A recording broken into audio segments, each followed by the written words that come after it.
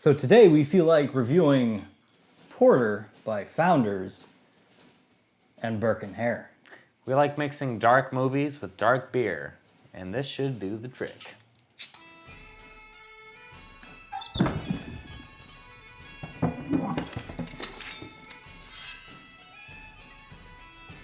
Have you gone mad? No, Willie. We've gone into business. So this is my first time showing you this movie. What did you think about it? I loved it. It was absolutely fantastic. From the beginning to the end, it was great. Everything about it. The acting, set design, photography, is that the word? I don't know. It's great. Start to finish, I was excited. I was entertained the whole way through. I loved it. I'm so happy that you enjoyed it because I really like this movie. In my studying up on it today, I came across Rotten Tomatoes and it's only got a 32% score. 32%? I don't know why anyone would rate it that low. The lowest possible score I could see is 99%. Yeah, it's a fantastic movie. It's perfect. I was reading, people were saying like John Landis has lost his touch. John Landis is the one who directed this. He also directed movies back in the 80s like American Werewolf in London, which is fantastic. I think this had just as much comedy gold in it. The whole movie is just done extremely well. I can't say enough good things about it, so I won't. So this movie is about William Burke and William Hare. Yes, real people. Real people. Why don't you talk about how the movie starts in the plot? I don't rightly remember. Let's see. So the movie starts... Stop talking. So, the movie starts with a gentleman who is in a marketplace. He's discussing about how the marketplace is not a great place to be, but it is what it is in Scotland during this time period. And you soon realize he's working for the gallows. And as a woman drops to her death by hanging, he sells the body. And that introduces a wide variety of characters who are all vying for this body for different purposes. And this particular character is played by Bill Bailey, who you might recognize The woman? from... No. The executioner who sells the body. You might recognize him from Black Books. Black Books. He's a fantastic actor. All throughout this movie, we get a lot of cameos. So I thought it was really interesting. The real-life Burke and Hare were Irish immigrants coming to Edinburgh, and they were looking for work. So they would work on like the canals and stuff, which the movie actually alluded to slightly. Yeah. Willing to do anything that they could do to get by. So, you know, there was no more work, so they became con men. Get to the bloody point, Willie. Right, sorry. In the county of Donegal, on the highest, greenest slopes, there grows a certain moss which any educated person will tell you cures all known afflictions. And they're not doing too well in their trade. No. But they live in an inn, and one guy dies who owes them money. Right, and push his right leg down. Oh, it won't go! Gonna have to break his back. What? Well, it's either that or we chop his legs off. They're transporting this dead tenant of theirs, and they stumble into a bar where they hear that doctors are willing to pay big bucks for dead bodies. Lo and behold, they have one in a barrel. So they sell the body and realize that this is a lucrative business, dead bodies that is, and come across this devious plan to continue supplying surgical supplies to their new employers. So luckily for Burke and Hare, they have a second tenant who passes, or so they think. And this is played by Christopher Lee. Who does an amazing job. It's a dying man on his deathbed. He's not quite dead, and he starts talking. Bleeding Irish bastards! You'll know by taking my coat. And the whole thing was apparently ad-libbed by Christopher Lee, who has a ton of experience in film. So he just kind of did it. Pull in that short man. Oh, I fought the frogs and... And he just keeps going, and these people are like, when are you gonna die? We want the money. So they kill him. It's far better this way. A man deserves to die in the comfort of his own bed, surrounded by his friends. They realize that they have the ability to kill people. to merchandise people. They're just It's a helping product. them on their way. Yes. Everybody's gonna die, so Might as well make it a little easier by sitting on their face. yeah. One of the bits that stood out for me in this film was the series of murders that they attempt to do. They're perfectly willing to kill people, but there's a series of events which they don't actually kill people. They're about to kill this dude who's drunk and stumbling home, and they push him down the stairs, and he walks away. He's drunk. He's fine.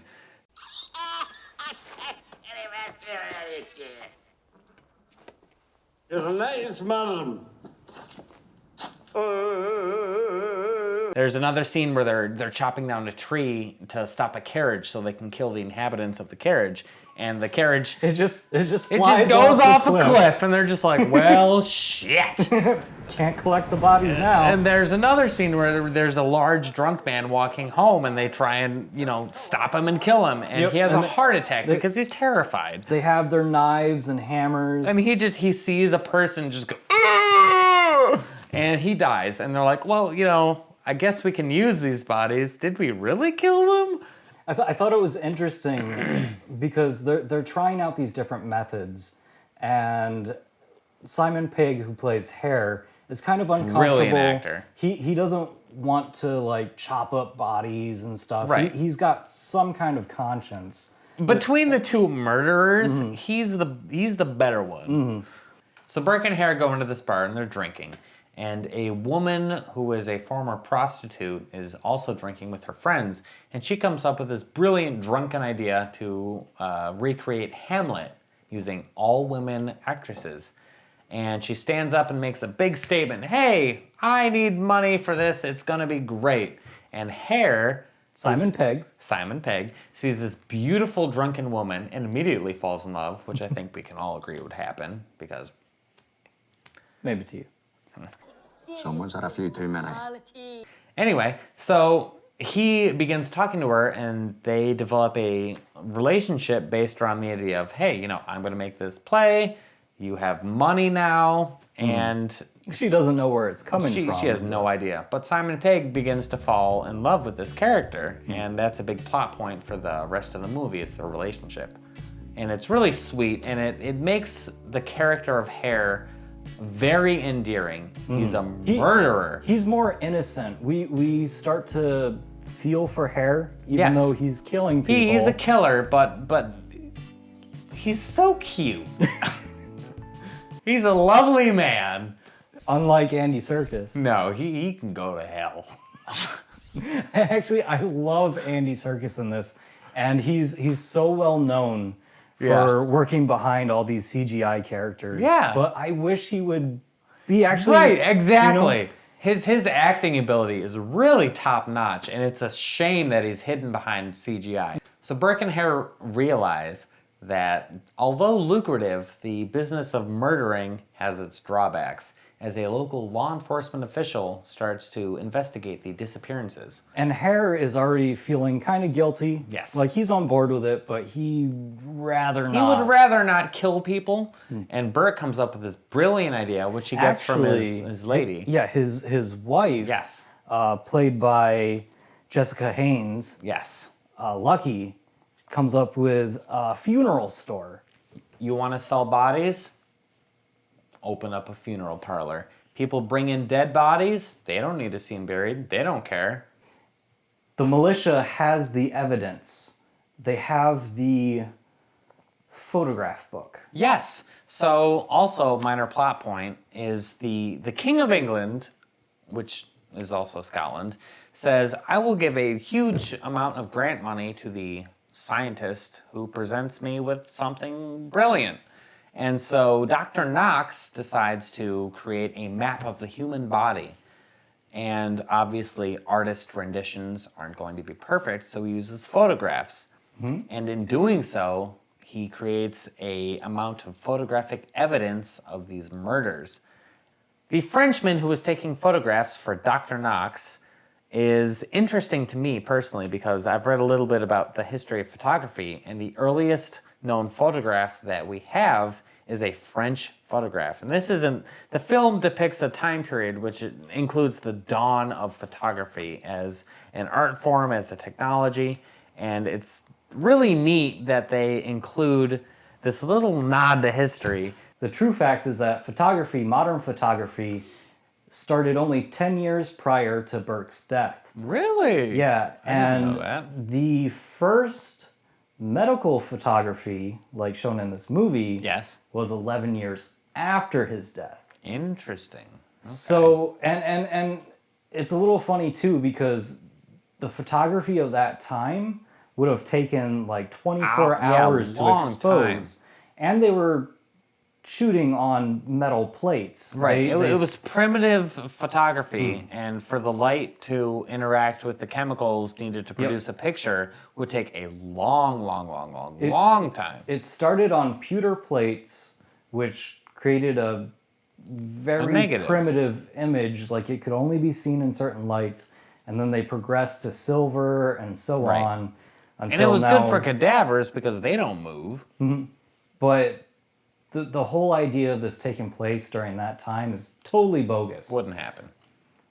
So you've seen this film a number of times. It was my first time watching it. This is my third or fourth time, I believe. How do you feel watching it a third time? Because it's had pretty bad reviews online. What do you think?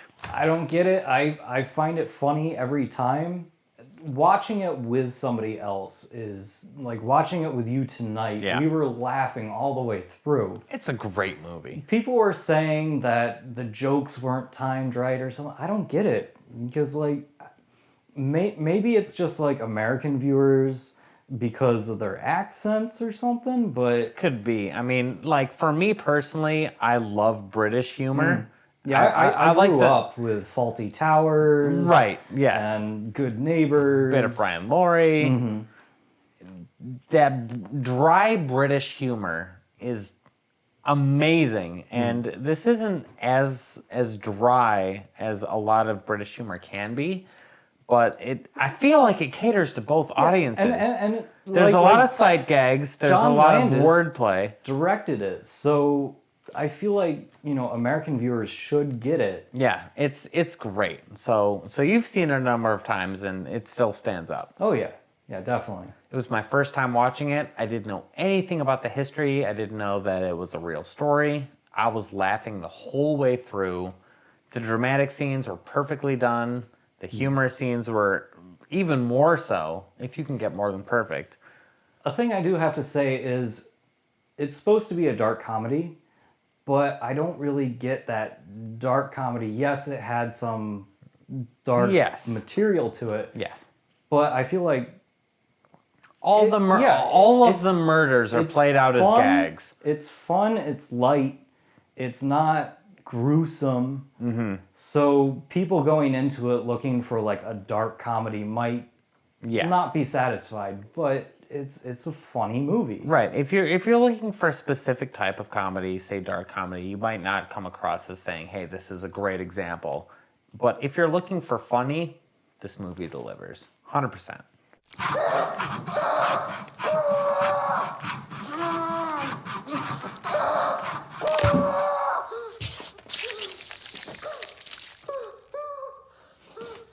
That would be an artery. So we've just finished watching a dark, hilarious comedy. It's time to try a dark, not so hilarious beer. This is serious stuff. Let's hope it's as good as it is advertised. Jaws. Charles. Charles. Charles. It's got some chocolatey aroma. A lot of chocolate. That's super chocolate. It's not like a milk stout where it's creamy. It's straight up. No, it's actually got a little bit of a thin body. It's a touch sugary, but it's got a lot of that chocolate, a little bit of coffee. Yeah, it's pretty balanced. I know what you mean. It's a thin body with a sweetness at the end. It's like if you were to drink an iced coffee with added sugar. It's very light and I don't know, a lot of coffee and chocolate. It's a standard porter. It's tasty. So thanks for watching our little clip. I hope you watch the movie. It's well worth it. I hope you try the beer. It's definitely a tasty brew. Thanks for watching. We'll hope to see you again next film.